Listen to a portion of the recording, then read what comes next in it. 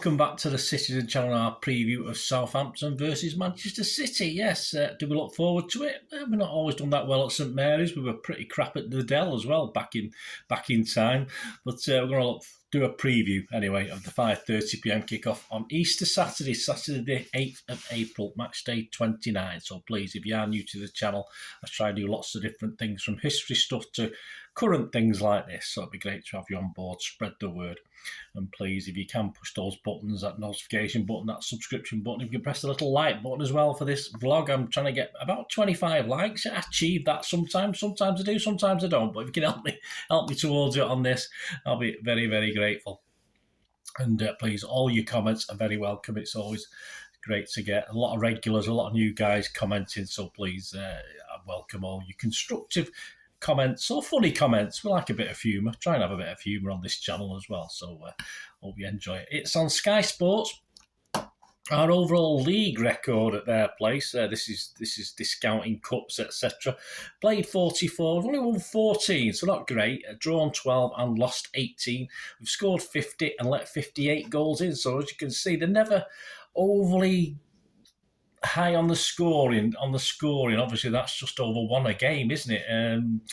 For both teams, not just of course Southampton or us. So it's not usually a high scoring game. Previously, well, last year, of course, season 21-22, we visited on the 22nd of January. I was there. Very frustrating game, awful game, actually. It was a 5:30 p.m. kickoff again, and it was match day 23 last time out. Our team that day was Ederson, Walker, Cancelo, Diaz, Laporte, Roderick, Bernardo, KDB, Foden, Sterling, and Grealish. And this is from my little match report at the time. On 7 minutes even, because it's Walker Peters, yeah. The Walker Peters' goal was excellently finished by the right back who hadn't scored previously in the Premier League. There you go, typical City, but really shouldn't be allowed to get into those sort of positions. He wasn't harassed or picked up when he marauded forward. Foden apparently just gave up at the time. That was on 7 minutes, 1-0 down. 39 minutes, a bloke called Sterling had a great chance, but Forster blocked it after good work by Foden. Sterling should have scored, I commented. He certainly should. I can vision it now. Half time, it was 1-0 to Southampton. Just about deserved, actually, for the Saints, but we were showing signs of coming back into it. But to be honest, poorly weighted passes at crucial times in that first half. Many of the City players, there was a lack of intensity, and we sort of really did struggle.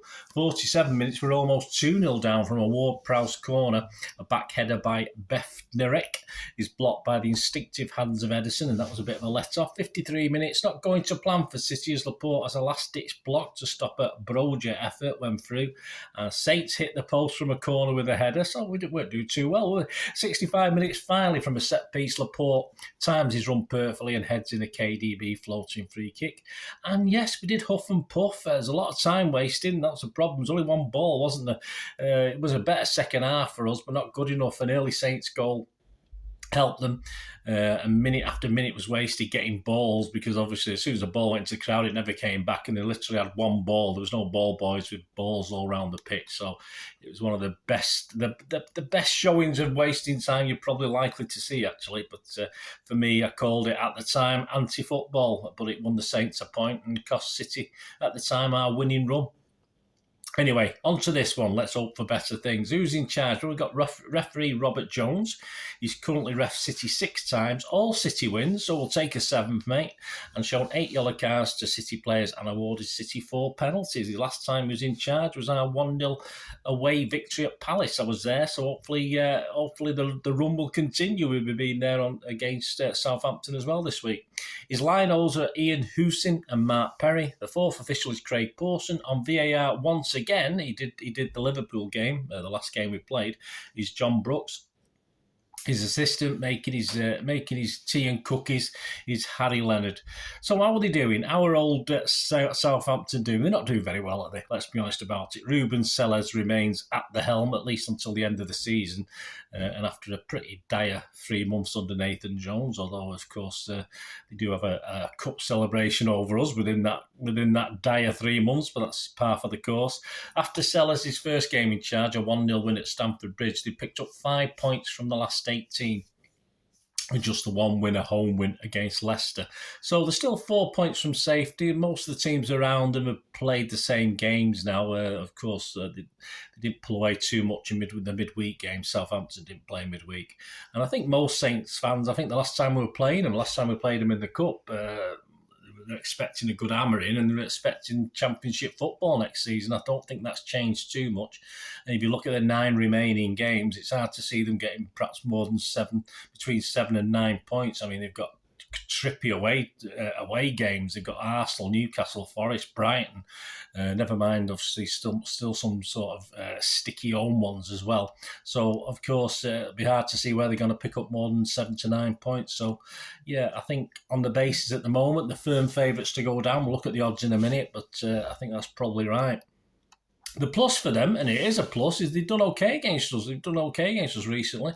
And, of course, they'll go into this not expecting anything. So anything will be a bonus if they get a draw or, God forbid, a victory. So they'll look to continue the spirit, of course, they showed in the last match at St Mary's. So they're not doing too bad at St Mary's, coming back late. They were 3-1 down to the old Spuds, but we know what Spuds are like. But they managed to claw that back to 3-3. So not a disaster. The current top scorers and assisters, Adams is 10-3, James Ward-Prowse 10-3, 10 goals, 3 assists. James Ward-Prowse is 9-3. I'm in bookie mode, guys. 9 goals, 3 assists. Remain Perrault is 4 goals and 2 assists. Injury-wise, Sellers and Adams were missing from the West Ham game last week. Although I think they did actually have fitness checks before that. So with another week's rest, you think they might be okay for this. But Ruben Sellers is saying probably not. Shea Adams and Salisu, that are missing, not Sellers. He's the manager, of course. Adams and Salisu both had fitness checks before the West Ham game, so couldn't play in that. But so with a week's rest, surely they might be okay for this. We'll have to see. Sellers' side has found it hard to score. That's one of the problems, and that is why I think if City we continue our excellent form and score early to take the sting out of any Saints' hopes, we should be able to dictate and dominate. So that, of course, will bring us to City. Yes, we should be confident. We're playing a lot better now. We started before the international break. We started to pick up, and we continued in that frame of mind with the Liverpool game. Of course, Pep's going to have half an eye at least on the Bayern Munich game, of course. But fortunately, we just folded out, definitely. And an almost fit Haaland, a squad seemingly in form. He can probably rest 2, 3 or 4 players for this and still have a very, very strong team, well capable of winning it, of course. And so if you look at what we did against Liverpool, who's on the bench that's going to play in this? Well, imagine Bernardo. I thought he was a surprise omission against Liverpool, but apparently he might have been a little bit ill. I'm not too sure. Perhaps he had what old Grealish had. He had to spend the half time on the toilet. But so I think Bernardo should be back in. As I say, if he was ill or whatever, rested, he should be back in for this one. And you've got to look at people like Walker to come back, or Lewis has got a similar claim to Walker to come back into it. But then again, what about Laporte? Is Laporte going to come back? I expect Haaland not to start, but he may be on the bench, though he's looking okay doing his promotional stuff this week for Puma, wasn't it? I think he was doing some stuff for them. So he looks fit. I don't think he'd be roaming around doing that sort of thing if they were worried particularly about him. Obviously, he would have been told to rest up or something like that. So, but I think Pep might give him the rest anyway. But with trouble with Pep's teams, with a fully almost full squad and the team playing pretty well, it is hard to pick what Pep's going to do in this. I only think he's going to make 2 changes. As I said, I think he can afford to make 2, 3 or 4 changes. But on the team I've got now, tactically it might be slightly different, but I'm only expecting 2 changes to the Liverpool game. So this is my expected 11. Let me know what you think, guys, of this. I say this. If we get 8 of these, I'll be quite happy. Edison, I'm going Stones on the right again, as of course he probably won't play there against Southampton, but I'm saying I think Stones should play. So Stones, Diaz, Laporte and Aki, the back 4 or back 3 with Stones wandering into midfield again.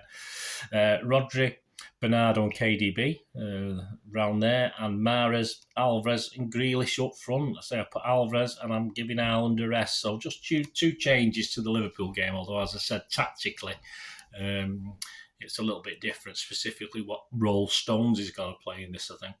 And as I said, there's no Lewis or Walker in there. I wouldn't be surprised. I did initially put one of those guys in it. I did put Lewis back in this, but that was leaving someone like Diaz out, which I didn't really want to do. So there you go. Edison, Stones, Diaz, Laporte, Aki, Rodri, Bernardo, KDB, Mahrez, Alvarez and Grealish. So, rested, I would imagine, to play against Bayern. I'm thinking a bit ahead here. Walker, Gundogan, Kanji. I mean, Pep's one of Pep's favourites at the moment. Some people like it a lot. And, of course, Haaland. So there's 4 guys who might be changing from that Southampton team. But we'll see. We'll see what happens.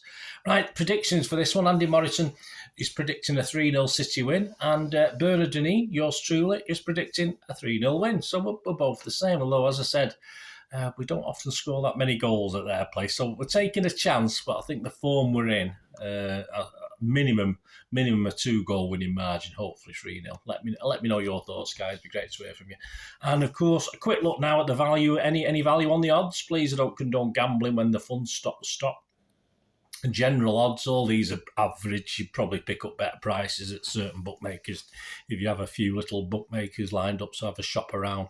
To win the league, Arsenal around about 8-11 on, and City 6-5 again. So still Arsenal are edging favouritism, which is probably fair enough. Southampton to be relegated, you get 1-4 on now.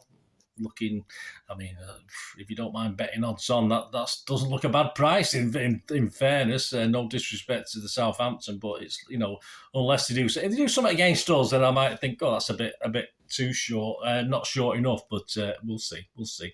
Match odds to win this game: City 1-4 on. The draw is 5-1 and Southampton are 12-1. First goal scorers, I'm not including Haaland. I don't expect him to start this. So I've just done Alvarez 3-1, Mahrez 11-2. KDB's always a good one, 15-2. Grealish 17-2. He might have got his eye in now. Gundogan 10-1. You look at the Southampton, Ward-Prowse is 14, so he likes a free kick, doesn't he? Charles, who we're not sure about playing, is 16.